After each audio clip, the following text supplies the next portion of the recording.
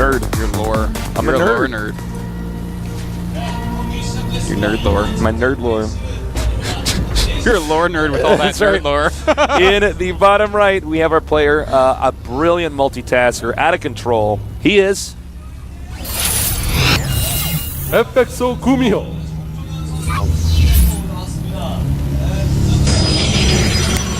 And now to the upper left, his opponent, one of the best Protosses, but having a hard time so far. His AD is Flair's Puzzle. Yeah, I want to talk more about the APM CPM thing. Okay, so there's APM, which is actions per minute. That's just clicks. Now, anybody plays StarCraft, well, actually not anybody, Well, but it's most any button press. any button press. Thank you. That's a much better way to say it. So, when you scout with your probe and you just spam right click, you might do that 30 times in a very short period of time, and your APM is higher. Yeah. But that doesn't mean that you're a good StarCraft player or that you even need to do that. And this is something that a lot of StarCraft 1 people that did not play but watched, but like to think they knew everything about the game, would just be obsessed about APM. Yeah. And it's just not. Oh, certainly. CPM's commands per minute is what's more important. So I mean, well, in some ways. are you just making in boxes? Some ways. You know what I mean? In some ways, yes, but for people that don't really get what speed is and what you need to do, the CPM might mean more. Yeah. For someone like you or I that knows what at this pro level, what just having the additional APM means Yeah. or how well you do in the game in frantic circumstances, then that means more. yeah. All right. That's a good way to put it. I see so many people that just obsess about APM. They're like, well, my APM's just not high enough. And I'm like, what's your APM? They're like 100. And I'm like, what league are you in? They're like silver. And I'm like, well, It's more than enough.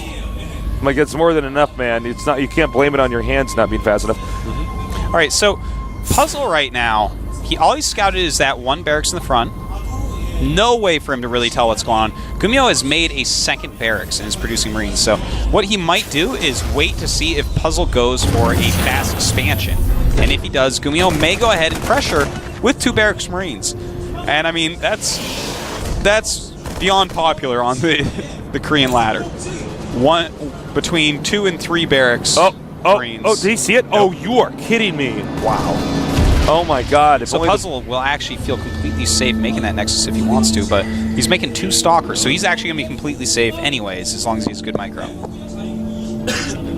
So everything looks completely fine for Puzzle right now. Gumiho just going to expand. No sort of all-inery. All-inery? Yeah, man, none of that going on. All-inery? Yeah. That's so funny. You're a funny man. Thank you.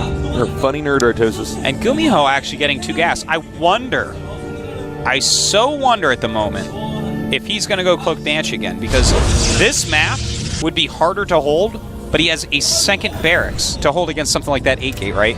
It would be harder to hold, but he has a second barracks. So he'll have more Marines to help out if that's what he wants to do. A little bit of miss micro there. Yeah, it was actually, you screwed up the stutter step micro.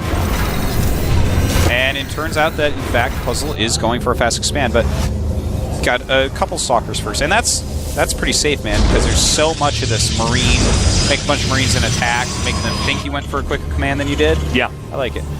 But I think that Gumiho literally he's like, all right, I'm going to do the same type of build, but just do it a little bit more safely for this map.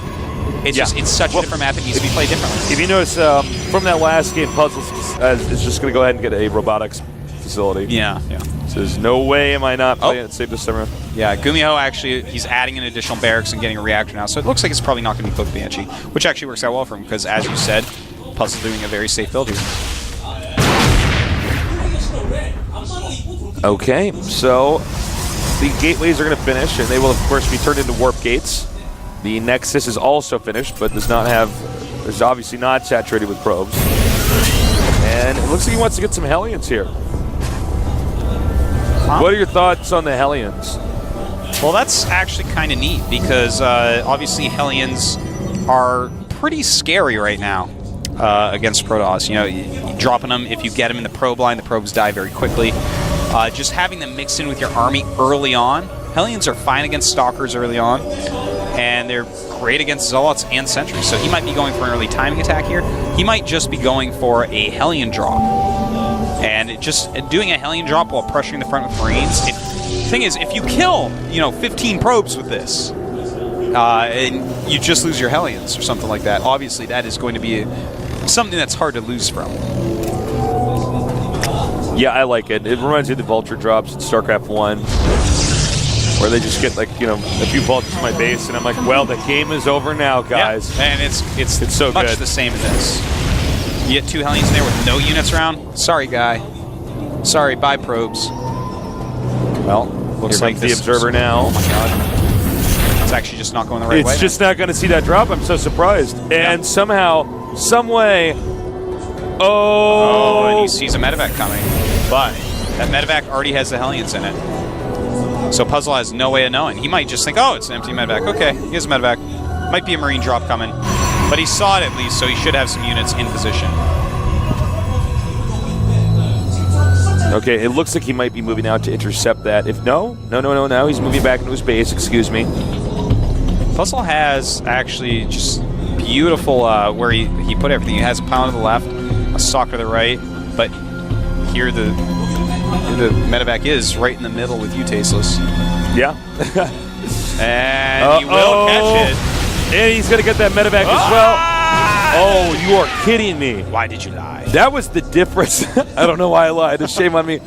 That's such a big difference. If he had gotten the medevac and the 3 Hellions, then Gumiho's in a big deficit. But Gumiho just losing 1 Hellion, that's fine. And, a Stalker did come out and catch the medevac, but yeah, the Hellions are still fine. It's a really good catch by Puzzle. Yeah, Puzzle had a good read on that situation. He is getting charge at the moment, as well as Psystorm. These Psystorm builds becoming just so popular. Well, they're pretty even in supply. This is one of these maps you don't normally see endless battles on unless it's TVZ because it's so big and far apart. Yeah, that's very true. Usually if they take one of the 2 middle expands, that's one of the first things that'll give it away. Oh, nice Nice force is done, and these Marines actually doing a lot of damage to Puzzle right now. Oh, man, this nerd don't care. That was actually good for Gumiho. Yeah, he got the sentries. Yeah, and a Stalker or 2 at least. Well, this is kind of interesting. We have Gumiho producing some siege tanks at the moment. Actually, hold the phone. Gumiho thinks he's playing TVT. He has Siege Tank Marine. He's I wonder what the reasoning behind that is. This is very interesting. The thing is that Psystorm is going to be unbelievably good against this. In fact, I think he's in a lot of trouble here. He has no anti-Psystorm, no anti-Templar except for siege tanks. I'm surprised he's even sieging up over here. He can be killed so easily. All right. Nice volley. Gumiho Puzzle backs up. He's got to be careful with it bunching up the tanks. He needs to spread them out so that the Psystorms don't just all kill them. That's true. But at the same time, Puzzle has to be careful as well. If those siege tanks target down the High Templars, that would be huge. And he's actually producing tanks from a hidden factory. This is like really weird. Why is he doing that? I don't know why he's doing that. Well, it looks like he's they might be going around each other. He's doing a TVZ push or a TVT push. But not a TVP push. No. Oh, he might try to go in and snipe the Nexus. Meanwhile, the Zealot's hitting on the command center.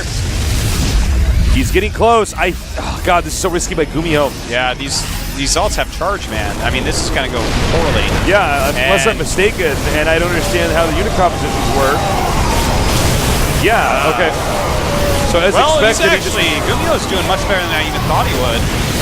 And he actually, hey, the Templars are gone, and the Sentries are gone. Only 1 High Templar remains.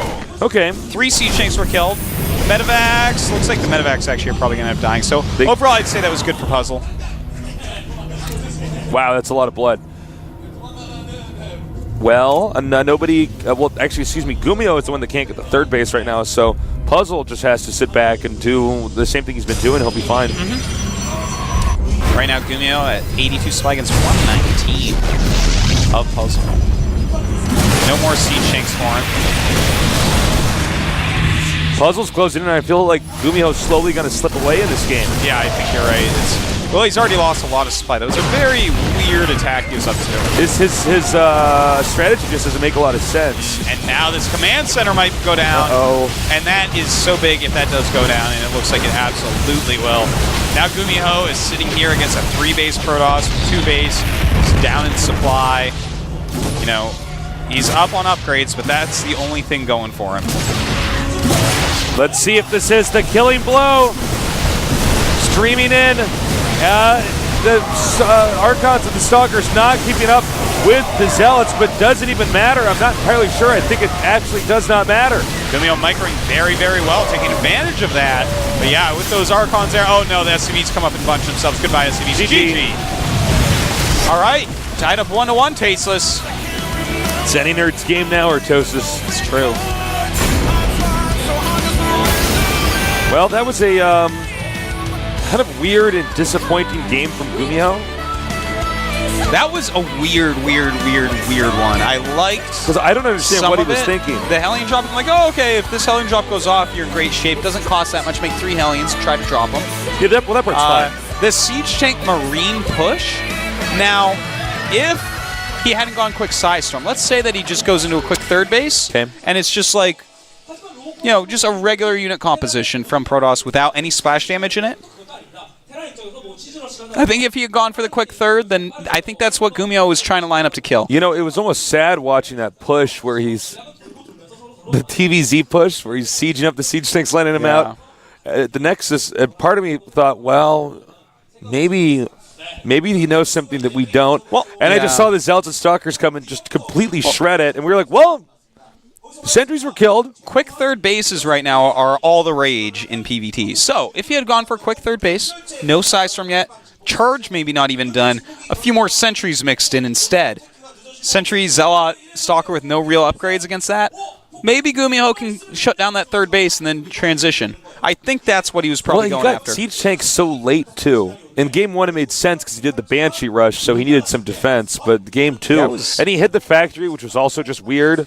Because obviously, that was just the Protoss weird. is going to see the siege tanks. He was anyways. rallying it up for the 3rd attack. In fact, the more I think about it, that was geared to kill a very fast 3rd.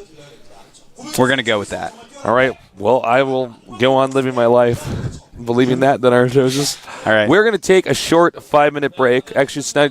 It's just going to be 5 minutes. You know, there's long 5-minute breaks and short 5-minute breaks. No, there's not. So we're Matters what planet you're on. That actually does. You're so Matters smart. how quick you're going too. Yeah. All right. There are.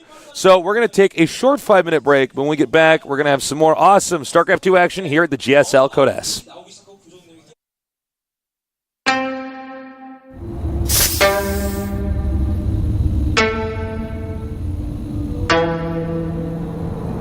Marine 해병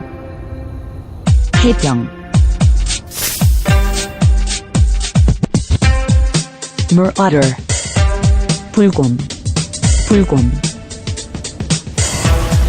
Colossus 거신